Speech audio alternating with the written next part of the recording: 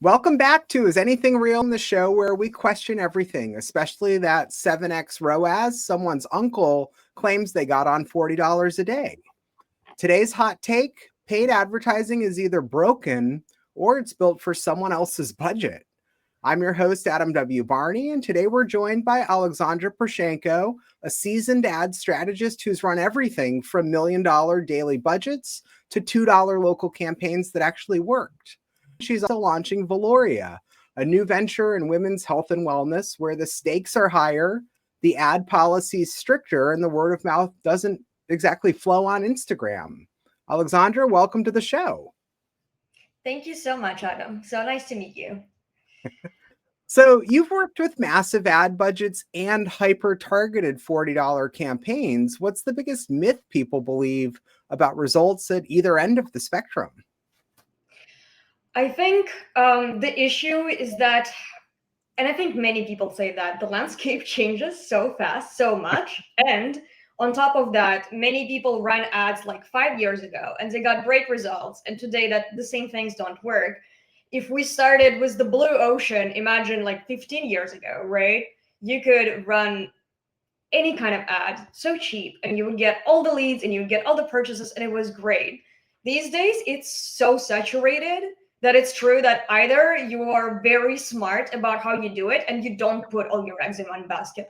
As a paid ad specialist, I always say, please don't rely on me to be a sole provider of all of your ROAS, of all of your revenue. Like, you have to have other things going for you because it just doesn't work like this anymore. It's now a red ocean. It's filled with sharks, and you either have to be really sneaky or you have to have a massive budget, right? Yep. So, and then you obviously get all the reps, you get amazing treatment, but your budgets have to be even more than before to get amazing treatment now. Like, even the clients with really large budgets sometimes get frustrated with the reps, on both Meta and Google, I find. Believe me, I've been there across my career. It's been one of those things where if you're spending even a huge amount of money, maybe you get assigned a bad team on the other end and you don't get the service you want. But let's talk a little bit about, I know you've pulled off an actual ROI positive Meta ad campaign for a tarot workshop with just $2 a day. That's wild. What made that work? That's true. I think it's not the full truth because I then expanded to remarketing, so it was $4 a day.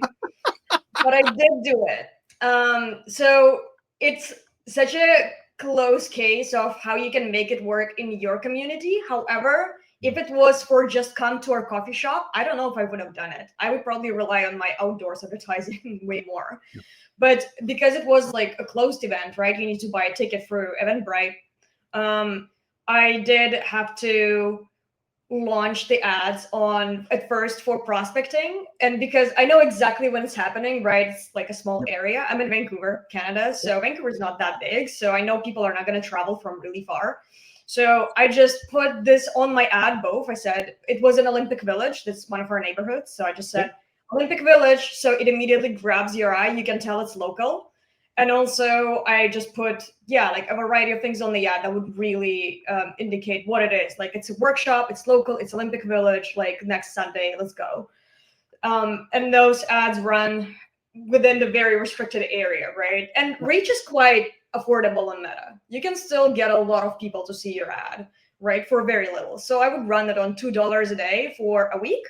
And then once I had the audience, and also, because I run it for Eventbrite page, I can't track the audience, right? I don't know who landed on that page.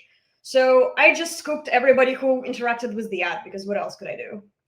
Right. And then I retargeted them too. And the way I did it is obviously no one would just go and buy a ticket from that. Right. So when we run ads on Meta, many people go, that's interesting, but I don't know. How about I just follow that girl on Instagram? Right. And then on Instagram, every single day you post, or more like I posted every single day. I gave them like tips, tricks, interesting things about tarot that people don't know, how fun it could be, what they can get from that. Like every single day you're out there in stories and you keep warming them up. And in the end, I think 3 people converted from the ads out of 10, which the 10 was my limit anyway. So it actually worked out. Like, the conversion rate was pretty high, but even here on such tiny budget, right, you have to be really sneaky, you have to be local, you have to know exactly what you're doing. And then I tested a lot of creative. You have to have a lot of creative. Right. And then in the end, you still have to warm them up and get them there. I mean, and I'm just thinking about this, like, let's be real. Most founders or creators don't test like that in general. What's your take on why small business ads flop even when they think they're doing it right? A variety of things. I would say creative. You always have to have very different creative, and it has to be 6 to 8, right? If the Meta Reps Tuesday would tell you you always run 6 to 8 ads, which is what I follow. I mean, unless I have, if it's literally $2 a day, okay, I maybe would go for 4 to 6, but then you pause the losers and you add more. Right. So I would just test a lot. I'm on Canva. Canva is very simple. You can put it together, but make sure to go for a very different look and style and feel and copy and everything. And then once you see what's working, you start changing like one of the variables, right? Is it the background? Is it the copy? What was it? So that's one thing. Just go get yourself Canva, pay $20 a month. I don't know how much it is. I just paid for a year. Yep. And then just do a lot of creative. I don't even use AI videos or anything. I just use images right now, right? Yep. So that's an option. And then after that, there is obviously a lot of wrong offers, the broken website. I had a coffee shop one time. They were like, we want to run ads, but they would just leave and lock the shop and leave halfway through the day. And, you know, like, what are we running ads for? And also, how many times did you go to a coffee shop because you saw an ad? Unless Right. it's UGC, unless it's somebody went there and they made an influencer content, right? And then you used it as an ad and you ran it, maybe then. Right. But really, like, or unless you have a very cool feature about your coffee shop, like, I wouldn't even bother with that. So a lot of small businesses, they try to drive people, but they really, maybe sometimes ads just won't work for them. That's one thing. Yep. And then another thing is maybe they're doing the wrong creative, the wrong copy, the wrong offer. The website's broken. I had people running ads and their flow was broken on the website. You couldn't purchase what they wanted you to purchase. So, you know, it's just someone has to get in there and check every step of the funnel very carefully. And they have to think like a user, and they shouldn't be thinking like you, the business owner. Right. Right. Right.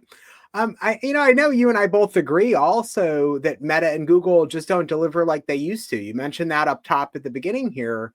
What do you think has changed? Is it the platforms themselves? Is it the targeting, or is it the expectations of those of us who are running ads? I honestly think it's mostly the auction. The biggest thing is that how many people run ads now. I do think that's really the massive reason for that.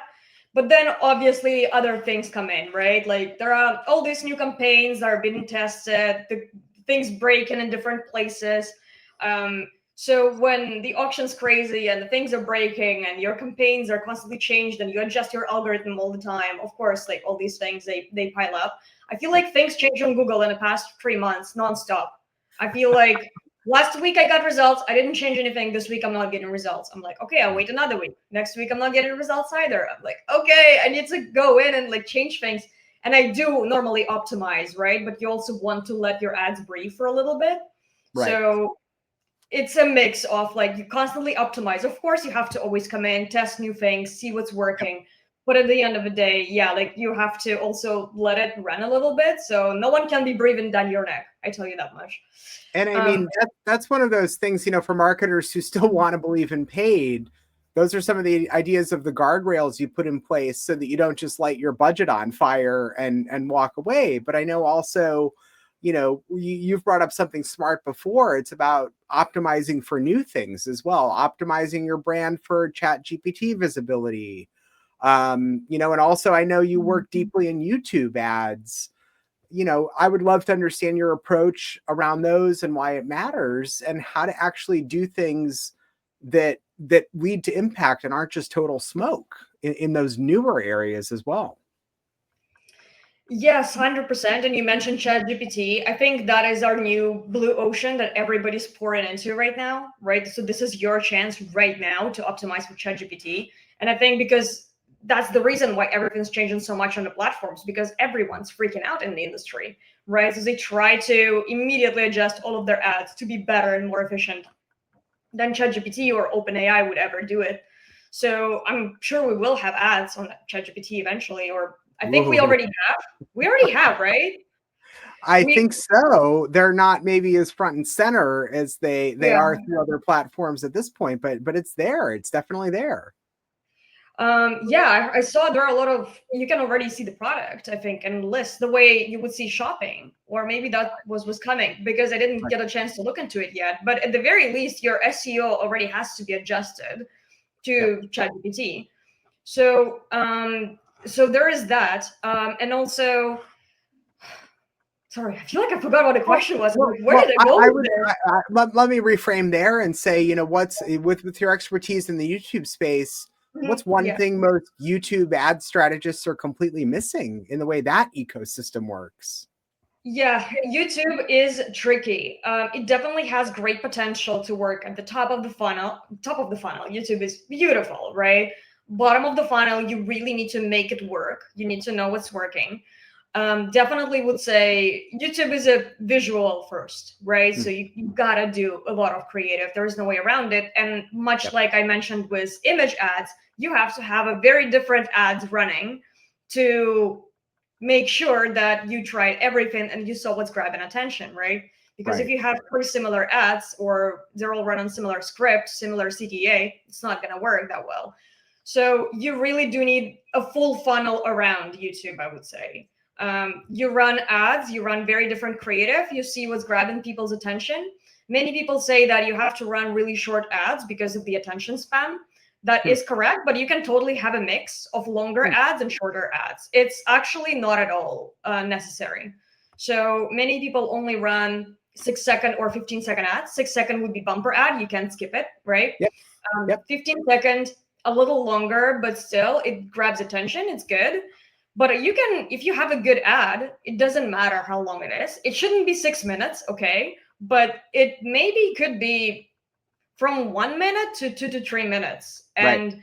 But it has to be really good. It has to be like Hermosi level ad, It right? has to be it has to be Mhm. strong. It has to have a story involved in it. It has to do that narrative storytelling. Things should be moving all the time at every point, things should be flying around. There are a bunch of advertisers who are really good with that. And or they should be really weird. We were talking to a friend who's about the Grammarly ad where they're like all their office is kind of filled with water and you're on a boat. And she hated that ad and I really liked it. I thought, oh, it really stops the scroll. So this like Yep. absurd weird ads, which are now more possible with AI for sure, but Right. also you don't want to go crazy. You don't want to do cheap AI ads if they look cheap. You have to have a good idea behind it. That's too, right? Because if you just Yep. have a fake person talking and it's clear they're fake, that's a disaster. Never do that because people can tell. So there is definitely a mix of things you do with YouTube. It's endless. There is length, there is quality of your creative, and then there is the fact that you have to have a whole funnel set up around it. Right. Maybe make sure your search is prepped as well. The search, the display, the PMAX, all of that. Yep. Yep. Let's take a second to talk about Veloria, though. Women's wellness is one of the most needed but hardest spaces to advertise in. What are you navigating so far there? Yes, so I don't really run that many ads just yet. I only dip my toes in the water a little bit because I would maybe do a workshop sometime. Um, I will probably run ads to bring more traffic to the website. So I started with the workshop, and that was a beautiful story on its own because I collaborated with a. What words can we and can we not say? Are you gonna beep anything? Do I need to be careful? Nope. It's open. It's open-ended. Yes, All right. go. So I collaborated with a sex shop that do workshops all the time on all kinds of things. The bondage, the 50 Yeah. Shades of Your Orgasm, anything. And we did this workshop specifically like to talk about conditions like vaginismus, the things like pelvic floor tension, because Right. Veloria is meant to be a hypnotherapy first, right? Hypnotherapy for women who feel pain or discomfort during sex because their Right. pelvic floor is tense. So or like your hips are locked, for example, right? So it doesn't have to be a specific condition, but we plan to talk about these things, and it had 0 people sign up. 0 people. That was the biggest lesson. I learned very fast, and also I still didn't learn it because I made the same mistake shortly after. But literally, I just learned that, yeah, people are not going to come and disclose their medical conditions. That was crazy for me to assume. However, I did run the ads, right? So I run the ads for it. It was, again, very cheap with all my experience, right? I was like, I can do it at $2 a day. So what I did is I ran a lot of ads that say, I actually have them open here, but I understand many people are going to listen to it. So I run a lot of ads that would say, no more pain during S, and then you kind of have like underscore, this like silly things that kind of Right. help you bypass ideally. I called it the Women's Health Workshop. Start your journey to joyful S, again, like underscore life, stuff like that. I did definitely put in like vaginismus, vulvodynia, pelvic floor spasm, because technically they shouldn't be triggered. But Right. also because right now I'm such a small account, right? I'm just running these ads on my own money. So it's so small. I feel like I'm flying under radar. No one can. Your flag isn't up there, right? It's not up Yes. there right now. If you're a sex shop or like a sex toy brand, that would be much harder because you already got flagged most likely multiple times. Yep. However, I just recently saw an ad that I thought was amazing. Sorry, I'm not looking at you because I literally have it open right here. That's okay. An ad library is one of the most critical things in the work there to keep in mind of those points of inspiration or points of people who are doing it differently as well.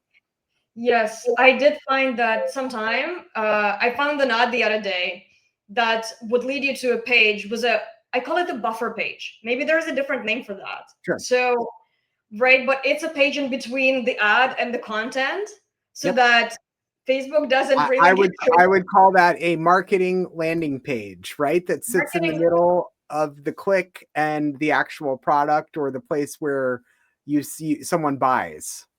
Okay, yeah, that makes sense. I call it a buffer because it's literally like a pillow in between, right? Yep. So it kind of softens the blow a little bit. And the ad was a work of beauty. The ad just said, based on extensive research, I can say these are the cream of the crop. And then it says, never need a man again. And then it says, they're so good, you'll scream. No wonder they're always sold out. There is not a single word in there that would trigger the algorithm. That's incredible. And there is a raspberry on an image. And then you go to the actual, like the landed marketing page, and it says 7 suction toys so good you'll want to cheat on your partner. Which is, again, work of beauty. It does say suction, but you wouldn't necessarily think of that, right? You would go for sex toys maybe, but it just, I was like, this is a work of art. This is magic. I would love to, bow to this because this is just fantastic work. So I think this is kind of how you do it when you have to. So ideally in the future, if I will not lead people to the website directly. Maybe I would just send them to the page like that. Yeah. I mean, in that sort of realm, what would your dream ad platform look like for health related brands if you could build it from scratch? Oh God. Just someone who takes a look at what we do and doesn't judge us. I don't know. It's just so break the stigma, right? There's the stigma shouldn't be attached to it, is what I would say. I don't even know if it's the stigma conversation anymore. It's just because in the past couple of weeks, even since me and you, like we talked briefly, in the past couple of weeks, we see sex bots running that are run by Meta, right? It's like that Russian girl, you're like the high school girl you can talk to, the sexy teacher. They are real bots put out by a platform. They have no problem.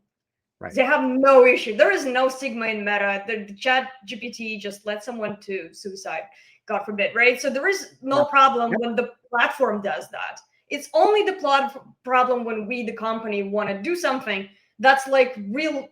So it's so far away, right? But it's somehow connected to maybe sexual health. And I also understand why they go to such great lengths. They don't want to get sued for people pushing actual maybe porn. But you really need to have just a better review process, right? Because I also ran ads before for erectile dysfunction devices, right? Completely unrelated for the client or for clinics for men's health, right? And that gets banned all the time. And you can't say anything in the ad. And it's just so hard, right? And I also run ads for mobility aid.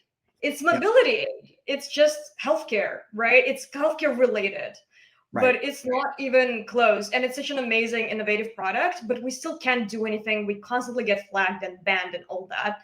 And I don't even think it's the stigma, it's just their endless fear of being persecuted for potentially like being sued, for spreading materials like this.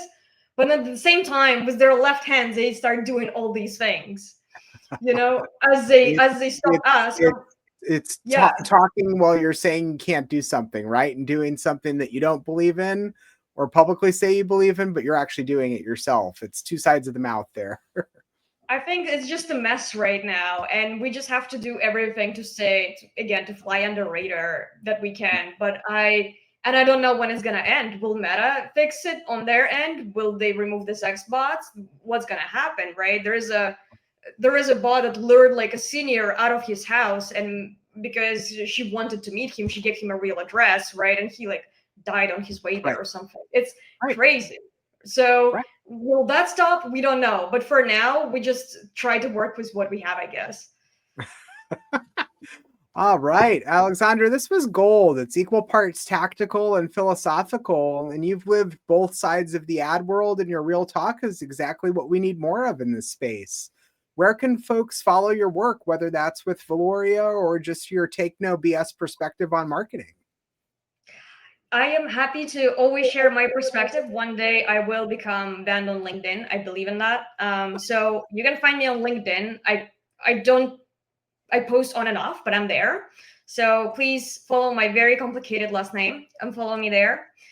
And then also, veloria.ca. We have a newsletter now. So congratulations. All right. Go ahead and join the wait list, and we're going to send you all the news.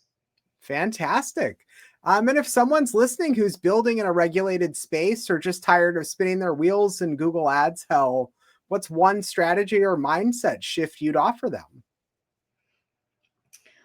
I would say keep exploring other channels. Keep trying. I see a lot of sex toy brands. It seems like they don't run ads at all, or maybe they don't do it on social media. I would still probably try. But also make sure to diversify all of your channels. Make sure every single thing is working for you. Make sure your email is actually smartly set up. Follow the best people on LinkedIn for that, because there's, for example, Jay Schwedelson, who gives amazing advice on how to set up your email best. So just make sure to diversify as much as possible. Work with influencers, but don't just limit yourself to one channel, to just paid ads. Also, don't discount every channel and just say, oh, it doesn't work for us. Just try to put in a little bit of effort into everything until if you find a combo that works. Maybe not like 6 channels, so you don't spread yourself too thin, but it has to be a combo. 2, 3, 4 maybe is the sweet spot to hit for there. Incredible, Alexandra. Well, thanks for tuning into Is Anything Real, where we don't promise unicorns, but we do promise honesty. Subscribe, leave a review, and check the show notes to follow Alexandra's work. And one last thing, if your ad budget feels more like a gamble than a strategy, maybe it's just time to play a different game. But Alexandra, thank you very much for joining today. Thank you so much, Adam.